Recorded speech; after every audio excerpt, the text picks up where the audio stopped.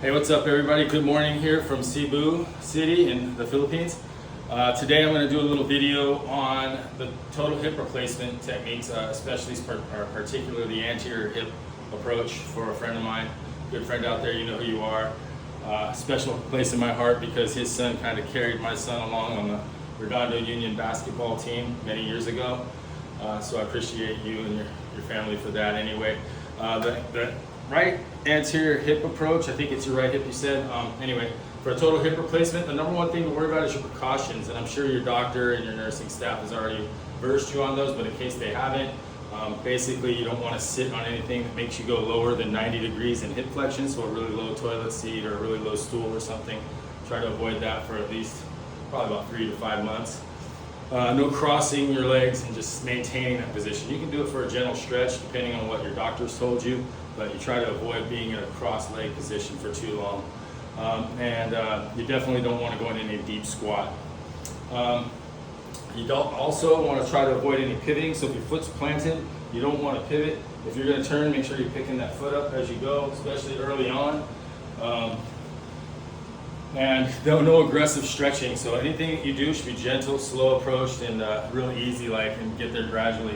Early on, the biggest things you want to be able to do is walk normally. You should be full weight bearing by now. You said you're 20 days post-op, so by 20 days you should be full weight bearing. Probably already ditched the walker. The progression would be walk with a walker, and you want to make sure you walk with a normal gait, so you're picking your leg up and trying to bend your hip and not just dragging it along. If it's your right hip, which I think you said it was, then progression from the walker would be to a cane. You always use the cane in the opposite hand, and as the foot strikes the ground, you put the cane down at the same time. And again, you're trying to exaggerate that normal gait routine. So hip flexion, leg extension, heel strike. So walking normal with a normal gait and getting into a lot of walking is important early on. Try to do some short walks, maybe 5 to 10 minutes, and then build up to maybe 10 to 20 minute walks, and do a couple, 3 or 4 or 5 times a day, rather than any one long walk that causes you to get real tired, fatigued, or get really sore. Number one thing, reduce pain and swelling. Make sure that incision site's nice and clean by now. Should be no drainage, should be nice and clean, shouldn't be any redness or puffiness or swelling. And the pain should be relatively gone by now. These things do pretty well if you treat them right.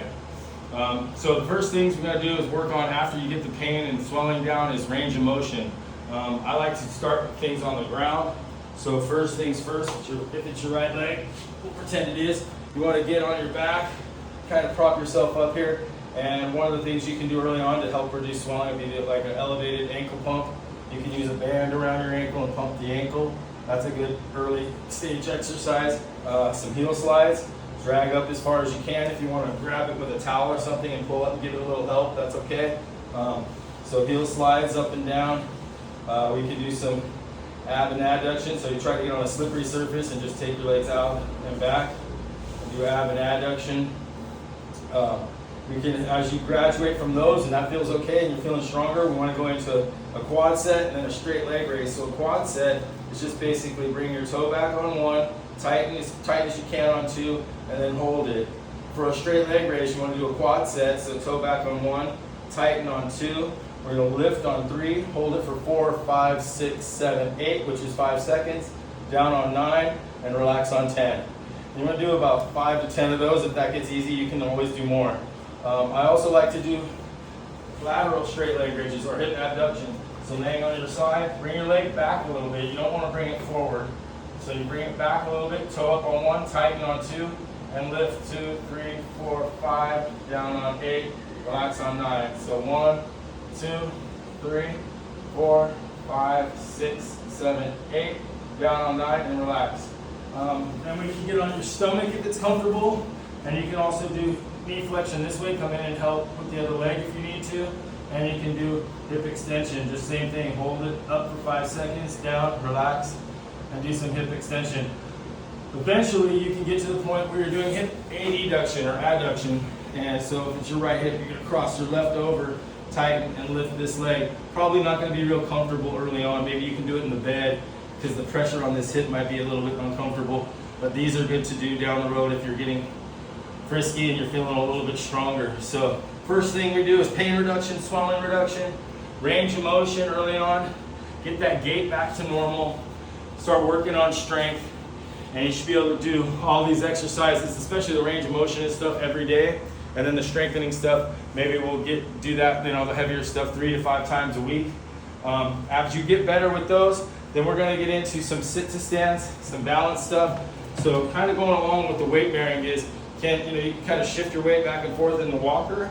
And as you get better, if it's your right hip, if you can go for 10 seconds on your left leg and balance with no hands, try to get to where you can balance for 10 seconds on your right leg as well. With the walker there for balance, you can start doing some calf raises. We can do marching.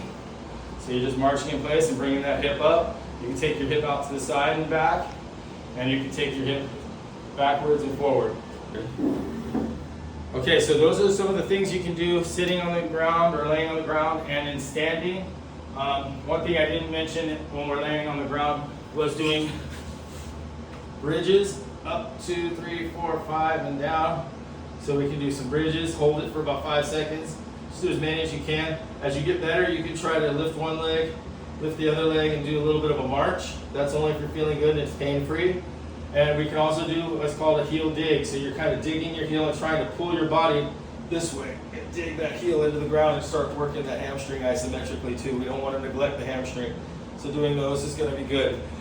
In standing, along with the marching and the abduction, we can also do, leg curls and try to do some knee flexion and standing as well. Once we've got all those done, a couple things we can do in sitting. I like to work on sit to stand. So early on, if you need help, you can kind of use your hands here and push up and stand up, and then try to slowly let yourself down without flopping and get good at that. And once you can do that and you can slowly lower yourself down, you can sit, come right back up, and try again with no hands. The key is getting your head over your knees and coming up. If you're trying to stay back here and stand up, it's really hard to do or nearly impossible. So lean forward, stand up. You can do a march once you're up, and then sit back down. Make sure the chair's there, and up, march, and down. That's one of my favorite. And then last but not least, as you get stronger, you can go up with both and then try to just come down with that one leg, up with both, kind of come down with that one leg, and then eventually back up with one leg. If you can do all that, you're kind of ready to go. That's it for part A of this video. I'm going to get down in the pool and show you some things you can do in the pool. You want to make sure your wound is completely dry, healed, and no drainage, and your doctor's cleared you to get in the water. Pool exercises are going to be really good for you. We'll see you in the next video.